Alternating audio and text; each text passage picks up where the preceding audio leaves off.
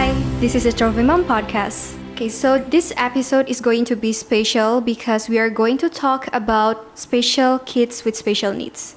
Alright, so in this studio we already have Ryan from FortAchievers. Thank you so much for coming. And I'm sure that it must be challenging for parents who are dealing with kids with special needs, but I am sure that they are a gift from the Almighty. I understand that you support kids with special needs, right? Like for those who has autism, ADHD, and other needs, and you help them to reach their maximum potential with your approach. First of all, do you mind to explain to us what are kids with special needs? Okay, so basically, children with special needs, they will experience certain forms of delays, in terms of speech or their behavior. They're having some challenges as well. So these are the very common things that we can identify, and they require a certain level of support to get through these delays and overcome them. So this is the rough definition of children with special needs. They just require a little bit more support. Yeah. Right. At what age can it be diagnosed? It depends. It depends on what the diagnosis is. For example, for ASD, it could be early, around 3 to 5 years old. For GDD, global developmental delay, it could be 5 years old onwards. For ADHD and dyslexia, these things have different ages, but typically it's roughly from 3 to 5 years old. That is a time frame for diagnosis. So that's the earliest that we can diagnose, Yes. from 3 years old. Yes, but however, in the early stages, you can already see. For example, after 1 year or 1.5 years, you can roughly see that your child is experiencing some delays in terms of speaking or movement, that sort of thing. So those are one of the signs that they are, blessed, that they are special. So what is the biggest sign that parents should notice when, okay, I think I am blessed with children with special needs? So in my experience, in most cases, when parents come to us, they would experience speech delays, for example. So the speaking, the communication is a little bit slower. So for example, when they have family gatherings, right, and their relatives' children are already speaking, same age, but their child is not speaking, for example. So that's one very clear sign. Or in terms of behavior, there's many signs like seating tolerance, attention span, also the ability to interact socially with other children, be it in a play setting or even in school, right? So when the teachers, the early educators, they do highlight these things to the parents. In some cases, when these signs are actually noticed at home, then parents would realize that, hey, my child is actually facing some delays. For speech delays, right? At what age should a kid start to speak, or how many words do they speak? For example, 1.5 years, how many words do they have to be able to speak? Okay, typically for this situation, some kids progress very fast. They learn how to speak very, very, very fast. So I wouldn't put an age to it. However, I think an easier way to look at it is when your child is at school, for example, and the other kids are speaking, right, or saying 1 or 2 words, or trying to say the words, and we find that, or you find that your child is not able to even say 1 word, or is just making sounds. When you use that as a benchmark, then you're able to tell that, oh, okay, there might be some delays over here. But not all kids who are dealing with speech delay is having autism or ADHD or spatial, no, right? No. So take for example, personal story. One of my relatives was facing some delays at the early stages. So the parents just sent him to a kindergarten that, the curriculum that they use is very interactive and promotes communication. It's not a special needs focused kindergarten. However, that got him to catch up. Yeah. So in some cases, these delays, they may not directly point to the fact that the child has any special needs. Right. Sometimes they're just delays. It just takes some time to to come about. Yeah. Some kids are introverts, just like us. Sometimes we want to speak, sometimes we don't want to speak, right? Correct. Right. Yeah. And some kids also having so much screen time that it may lead to speech delay as well. So before coming to your therapy, the kids need to be okay, it's confirmed and diagnosed as someone who has special needs. Is that correct? Or in some cases as well, some parents may not be comfortable getting a diagnosis too early. So the sweet spot, I would say, is when you do see some signs, you do realize that, hey, something is, my child is facing some challenges. that is when you should go and seek these services so that you can get a head start. So it's not necessary to have a diagnosis before you attend these programs and whatnot. Once you realize that there are delays or that there are challenges, that's the point in time where they should actually start considering these programs. But alternatively, of course, along the way, there's the hospitals that are there for help, the usual milestone checkups and everything. So there are all these professionals guiding parents along the way. So as long as they take the advice of these professionals, the clinical professionals, for example, and inputs from the teachers at school, and they realize at an early stage that there are some delays, then that's when they should go and find these kinds of support. Right. I just want to ask you this. Actually, I know lah, but it's like for our viewers. So kids with special needs like autism, ADHD, GDD, they are not be able to, recover. There is no medicine to it, right? Yeah, so it's quite challenging because although there is no way to sort of quote unquote recover, there are many ways that these individuals can live their lives with quality. So that is the X factor. Whether support is given at an early stage, right? At the end of the day, autism, ADHD, GDD, these are names, right? But what we want to focus on is the quality of that individual's life. So there's no permanent fix. Permanent fix. Yeah. Yes, correct. It is very possible to live their lives in a manner that there's a lot of quality. I'm talking about finding employment, getting a house, building a future, a partner, that sort of thing that every single one of us go through. Yeah, even like being independent, like to be like able to live as like a normal.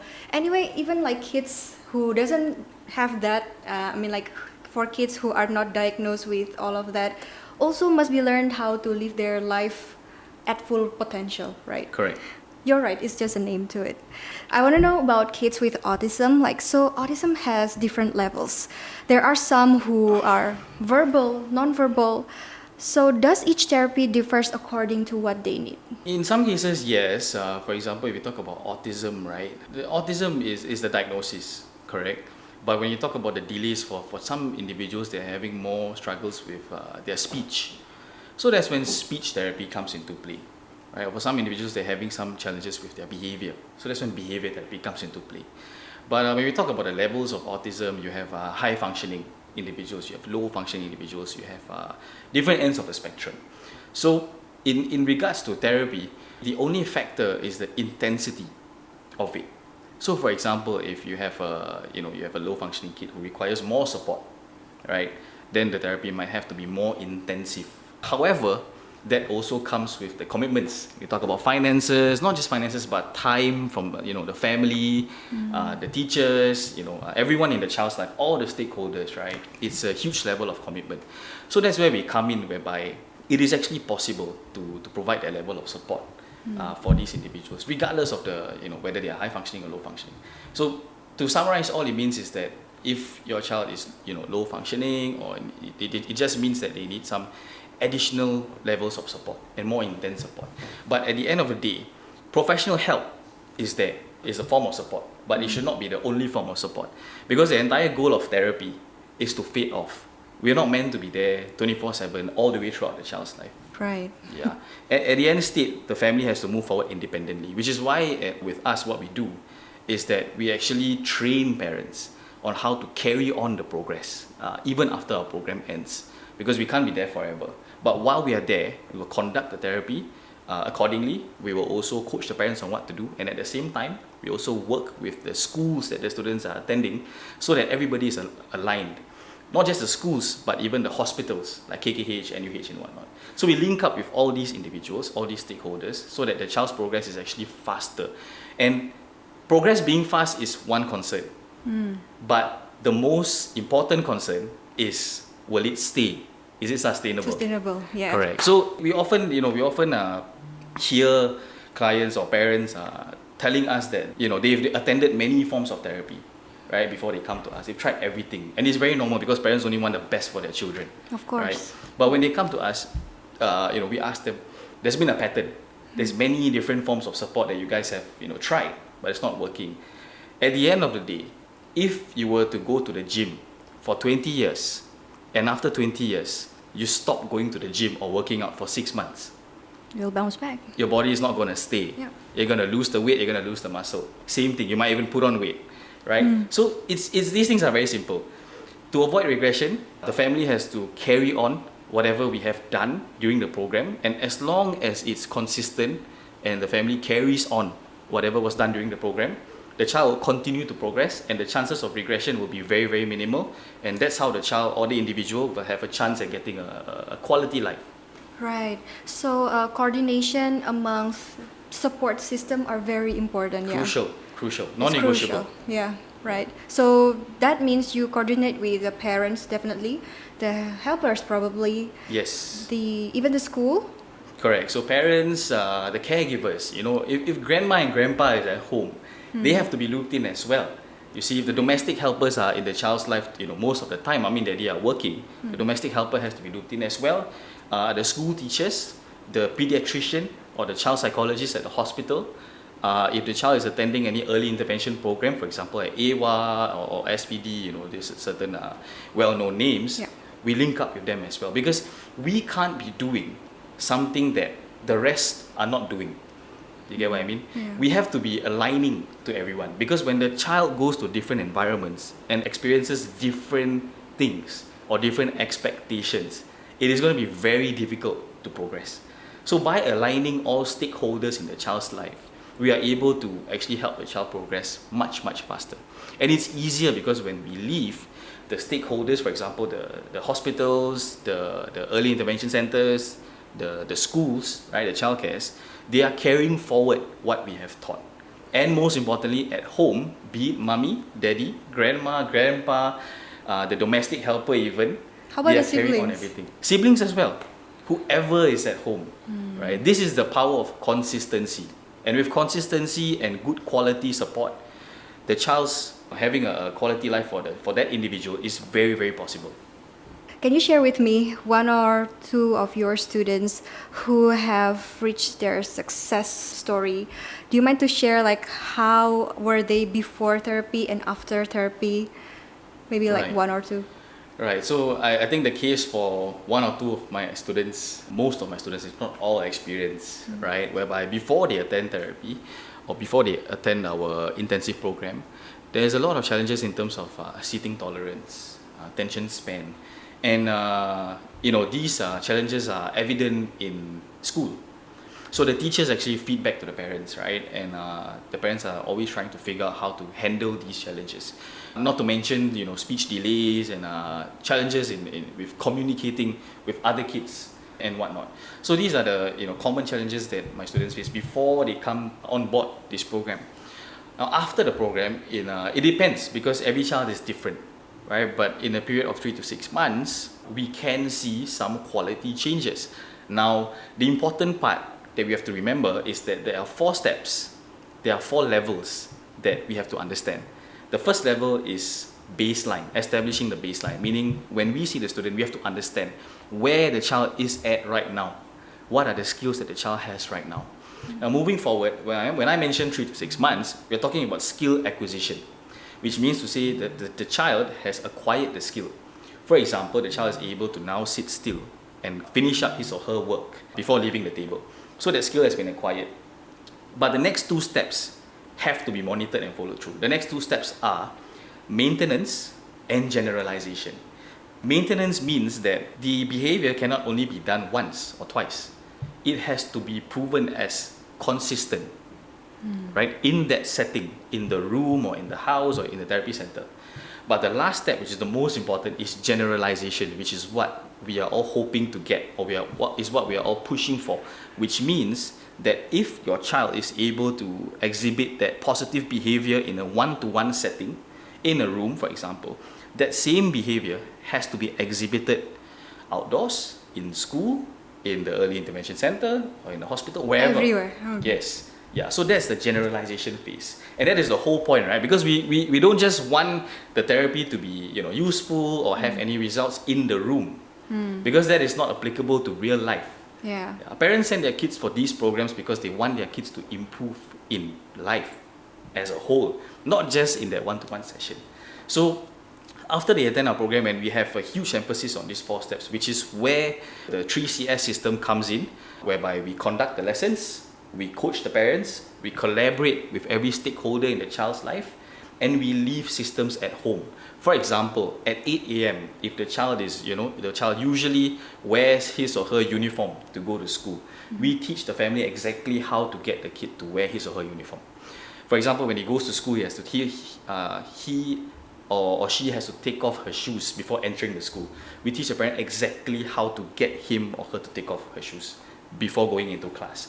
And once these things are done on a consistent basis, even after we leave, the parents will continue to practice. So we call this our 3CS system, right? And with the 3CS system, and always paying attention to the 4 levels that I mentioned earlier, the child is actually able to see a lot of improvement in whatever challenges they're facing within a span of 3 to 6 months. But after that, when we stop or when we fade off from the program, the family has to carry on practicing. It cannot stop, because if you don't use it, you lose it. Yeah, correct. So you guys are like also training the kids to like live the life like regularly. Independently, correct. Okay. So for the kids who have gone through therapy, have you dealt with kids who are not seeing much progress? Definitely. Every child is different. Every child progresses at their own pace. Now we can force them. It is very possible. Technically, it is possible to push the progress onto the child. But is that healthy? It's not. I don't think so. Right. So we have to move at the child's pace. Now, like I said, different children progress at different rates, and some children do take some time. But in a lot of cases, everything seems so complicated to us. So how I like to brief my parents or the people that I speak to is that we relate it to something very relatable: physical fitness, right? 2 people can go to the gym, can do the exact same program and activity, exact same number of sets, exact same number of reps, and 2 of these individuals can see very varying results. There's a lot of factors that come in, like diet, your sleep, your nutrition, genes, so on and so forth. So every child can go through the same program or similar program, but some children might take some time, and that's completely fine. If we do realize that the child is taking some more time, then we got to fine-tune the program accordingly. More can be done at home. We got to find new ways, to help the child as fast as we can. But it's completely fine. We just have to keep, thinking on our feet, and we always work with our clinical consultant, our lead therapist, and all the stakeholders, right, to really find out how is it that we can help the child progress as fast as possible. So it's okay if a child takes time. It's completely fine. Right. You just got to stay consistent. Every child is different, just like us. Even adults, we are all different, right? Yes. Our 0 is different. Correct. Correct. And I heard that, when a child is diagnosed to be special, Yeah. normally the parents will have this stage of denial Yeah. before coming to acceptance. Yeah. Is there any message that you want to say to parents? It's okay. Really, it's okay. Yeah. It's fine. Denial is part of the process. And if we try to fake it or push through it, it's not going to be good in the long run or healthy, because at the end of the day, it will come and bite us in the back. It's a phase that we have to go through. And thankfully, when we're going through this phase, in Singapore, we have a lot of support systems. We have the hospital, like I mentioned a couple of times, the school, the early intervention providers, and us as well. So the denial phase is fine, but make use of the support systems during that phase and try to overcome it as fast as possible, because your child is depending on you, right? For parents out there, the quality of life that your child, can potentially live is entirely up to you. You see, because parents are the one that choose which path to take. Parents are the one that's supporting the entire journey of the child in terms of finances and commitment and all that. And it's a beautiful thing. It's a beautiful job. Although it might be challenging at times, we're all here to support these families and these parents. So the denial phase is okay. It's normal. It does happen. Yeah. But we got to do our best to overcome it as fast as we can. Then we can, reach the acceptance phase, and we can start taking action fast. The faster we take action, the higher the chances of your child experiencing a quality life. And I think all parents, they do not just send their kids for services like what we provide or the services out there and put in so much effort just to get the child to speak and behave better. No, because we're talking about the next 5 years, the next 10 years. What happens when your child hits puberty, right? What happens when your child is at an age where employment options, you want employment options to be open for your child. And one of the common worries that a lot of parents share with me is what's going to happen to my child when I'm no longer around as a parent, and when I'm old and I'm not strong enough to take care of my kid, right? So independence, employment, all these things, they all rely on the foundation that is set at an early stage. So it is challenging. It can be draining and overwhelming at times, but don't give up. Keep pushing, keep fighting, and most importantly, take the steps early. When you take the steps early, you have a shot. Take that shot. Because in fact, kids with special needs are a gift from God. So I hope that all parents are strong enough to handle the situation, because God will not burden you if you cannot take it. Anyway, thanks for sharing with us, Ryan. Happy to be here. See you guys on the next video. Bye.